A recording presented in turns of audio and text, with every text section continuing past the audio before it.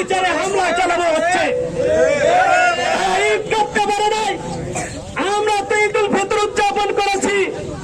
ঈদ উল ফিতর উদযাপনের পরেও তাদের এই হামলা এখনো শেষ হচ্ছে না, যা দীর্ঘ 18 মাস যাবৎ চলছে। এভাবে কতদিন আর চলবে?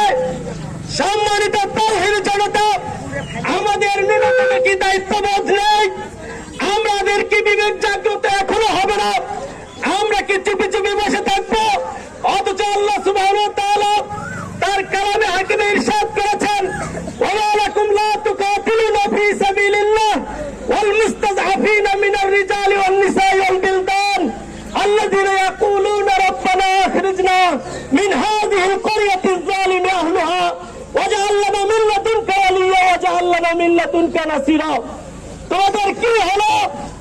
তোমরা কেন আল্লাহর রাস্তায় লড়াই করছো না? অথচ দুর্বল নারী, শিশু, বৃদ্ধ তারা আর্তনাদ করে বলছে যে আমাদের প্রতিপালক আমাদেরকে এই জালিম এলাকার অধিবাসী থেকে আমাদেরকে